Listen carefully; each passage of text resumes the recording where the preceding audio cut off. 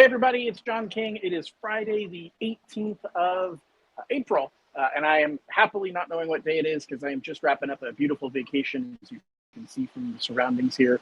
So I want to do a quick live stream. Last week I went recorded. This week I'm going to give it a shot, hopefully go live and not have any issues dropping you. So I'm going to make this short and sweet and to the point. So let's go through today's market update and really going to talk about what happened last week, why we got there, and what's different this week and where I think we're going. So first of all, what triggered all the issues last week? It was major chaos because of the tariffs. April 2nd, the tariffs get announced and the market goes crazy. The market doesn't know what to do. It doesn't know which direction we're going, doesn't know whether we're going to see high inflation or whether we're going to see high unemployment. I talked about that a lot last week.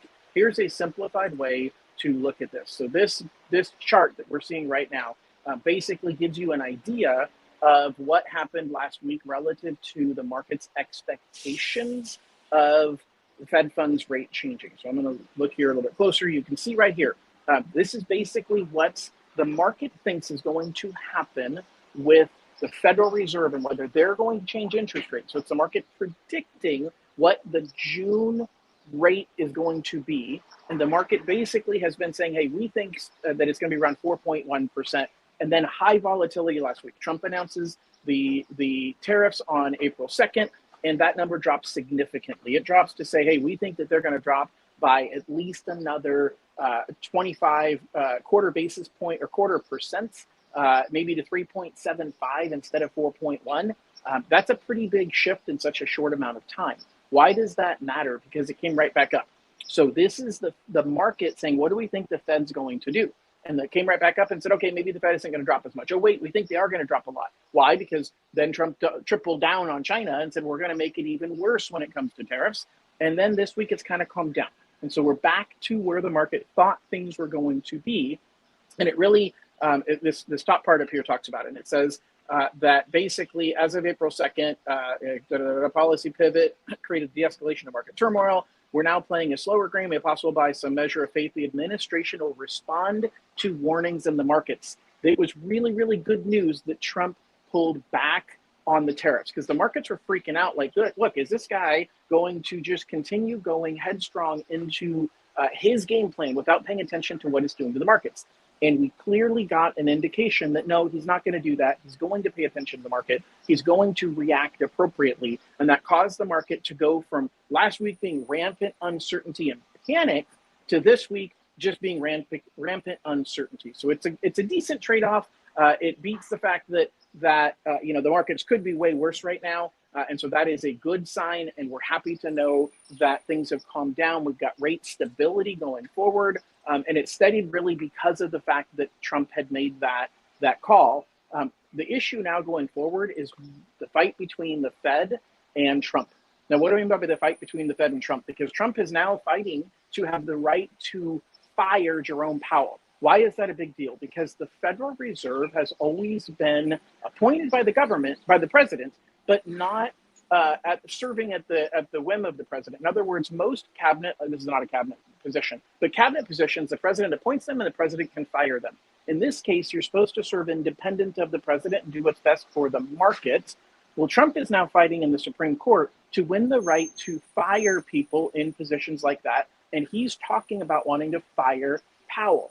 That's a major concern. That could mean that the markets can't expect some stability from the Fed because now the Fed chairman can be fired if the president doesn't like him. There's a lot of implications to what that is going to mean. That's creating even more uncertainty. Not panic right now, but it's creating even more uncertainty. And the Fed came out this week, Jerome Powell came out this week and said very, very clearly, look, we know we're going to have both the problems that we have to face. We're going to have an issue with high inflation and we're going to have an issue with high unemployment. And we have to pick between the two because their tools are very limited. They basically play with interest rates and monetary policy, and what they do to help with inflation hurts employment. What they do to help employment hurts inflation. And so you're basically picking one of the two children saying, hey, I can do one thing to help this kid, but it's going to hurt the other one, or I can help this kid, but it's going to hurt the first one. And the Federal Reserve, Jerome Powell, said, I'm going to give priority to inflation. Inflation is more important than unemployment, but I'm actually going to focus on the one that is the furthest away from where we want it to be. So if they're both equally a problem, inflation is going to be what they're going to focus on, and that is not good news for us. because to fix inflation, what we saw back in 2022 and 2023, they raised interest rates significantly. So the Federal Reserve is telling us there's a good chance we're going to raise interest rates significantly to fix inflation.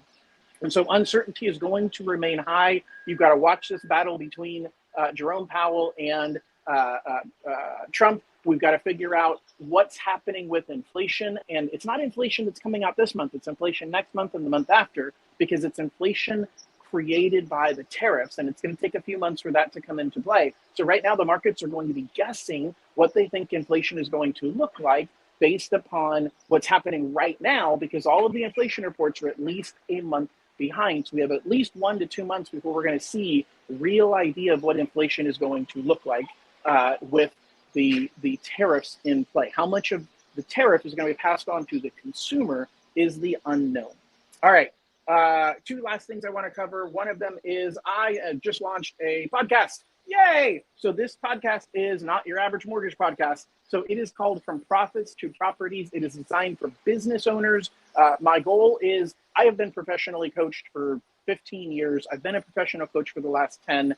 I've been in, leading groups of business people for the last 8 years, giving them ideas, tips, and tricks on how to grow their business. And now I want to provide it to the general public.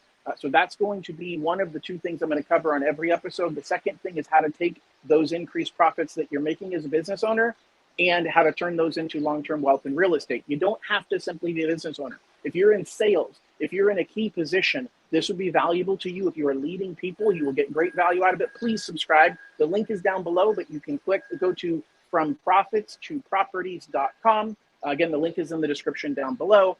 Last thing that I want to cover here before I get too hot, because it's hot out here, is let's go over here to Dream for All. So a quick Dream for All update. Huge release this week in Dream for All. We had a bunch of people telling me over the last couple of days that they've moved down significantly or they got vouchers.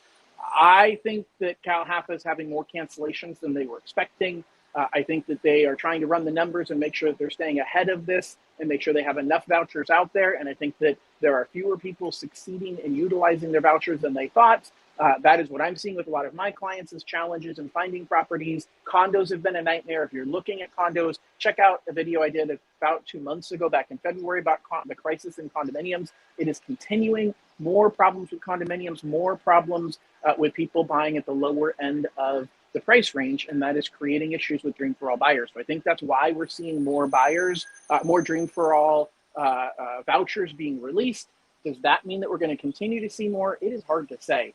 We did just have the April 1st quarterly turnover where you had people who had vouchers before that lost them. So maybe they were waiting a little bit in order to run those numbers. I don't know.